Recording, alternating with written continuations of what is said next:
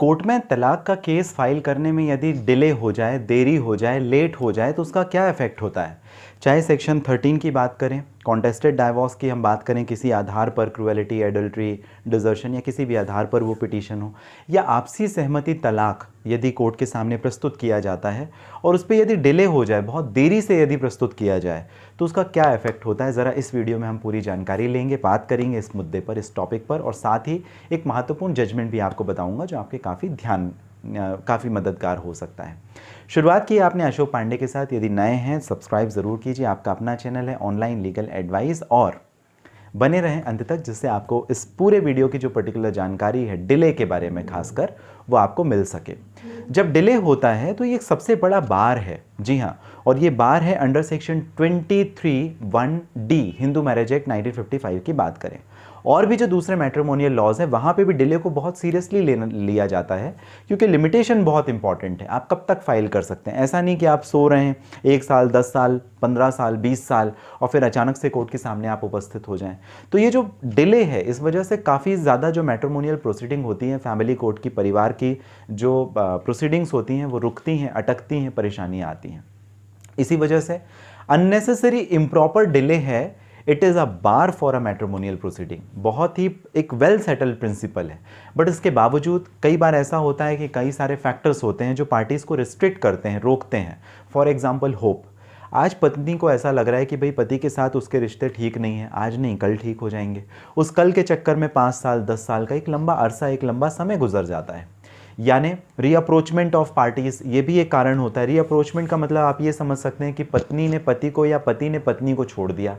अब पत्नी के दिमाग में ये अप्रीहेंशन है कि कभी ना कभी मुझे मेरा पति वापस लेने के लिए आएगा, बट वो नहीं आता है, तो एक लंबा समय निकल जाता है इसी कहानी पे। तो इससे हम लोग बोलते हैं prospect of rapprochement. Interest of children, बच्चे पढ़ रहे होते हैं, छोटे होते हैं, उनका हित देखना माता पिता दोनों की जवाबदारी, जिम्मेदारी होती है। इस वजह से भी डिले हो जाता है, देरी हो जाती है कि अगर वो तलाक के लिए भी जाना चाहें, उनके बीच में अनबन चल रही है, बहुत परेशानी चल रही है, उसके बावजूद नहीं जा सकते। क्यों नहीं जा सकते? Only to think about the interest of children, अपने बच्चों के भविष्य को ध्यान में रख करके। तो ये भी एक कारण होता है। सोशल स्टिग्मा, भैया हम आज तलाक के लिए चले जाएंगे तो हमारे ऊपर टैग लग जाएगा कि हम डाइवोर्सी हैं या तो ये भी एक बड़ी परेशानी होती है। मतलब सामाजिक तौर पर भले आप अपने रिश्ते से खुश नहीं हैं, उसके बावजूद आपको एक सोशल स्टिग्मा होता है जिसकी वजह से आप रिश्ते से बाहर नहीं निकल पाते हैं और देरी हो जाती है। प्लस फैमिली ऑपोजिशन, कई बार हमारे यहाँ का जो कल्चर है वहाँ पे माता पिता बेटी को ये कहते हैं कि भाई आप जिस घर में अब आपका शादी हो गई है आप उसी घर में रहो, जैसे रह रहे हो वैसे रहो, हमें कोई मतलब नहीं है, आप अपना देख लो।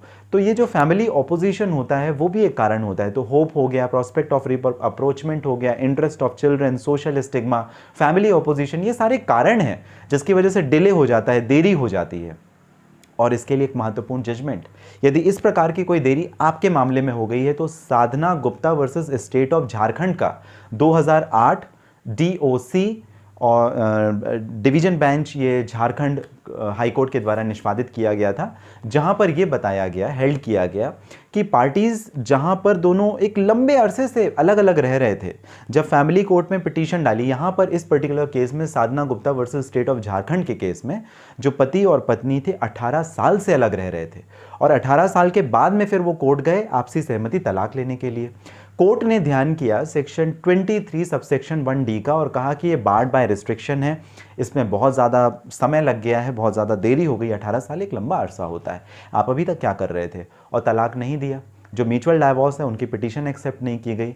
इसको जब हाई कोर्ट में चैलेंज किया गया, ऑनरेबल हाई कोर्ट ने ये कंसीडर किया कि अगर कोई जेन्युइन या प्रॉपर कारण है तो इस डिले को कंडोन भी किया जा सकता है, और जिसे हम लोग बोलते हैं कंडोनेशन ऑफ डिले। तो ये हाई कोर्ट ने अपने स्पेशल पावर का इस्तेमाल किया और यहाँ पर इस डिले को कंडोन कर दिया, और सेक्शन 13B का जो केस है, जो फैमिली कोर्ट ने उनको ग्रांट नहीं की था डिग्री और जजमेंट, वापस से रिस्टोर करके उनको गाइड कर दिया कि भाई आप दोबारा से इस पे जजमेंट करो, क्योंकि ये जो डिले है 18 साल का वो हम कंडोन करते हैं, जैसा कि बार और रिस्ट्रिक्शन है Hindu marriage act section 23(1)D के हिसाब से।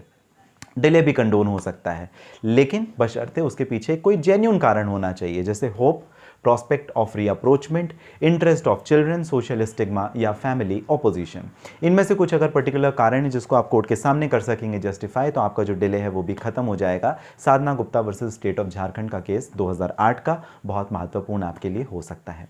आपको जानकारी कैसी लगी कमेंट बॉक्स में ज़रूर मेंशन कीजिएगा। इसके साथ ही आप क्या जानकारी मुझे चाहते हैं, कुछ नए वीडियो, कुछ नए टॉपिक मुझे ज़रूर सुझाइएगा आप कमेंट बॉक्स पे कि किस टॉपिक पे आप मुझसे चाहते हैं जानकारी, मेरा होगा आपको प्रयास। किसी परेशानी के लिए अगर आप मुझे बात करना चाहते हैं बिल्कुल कर सकते हैं।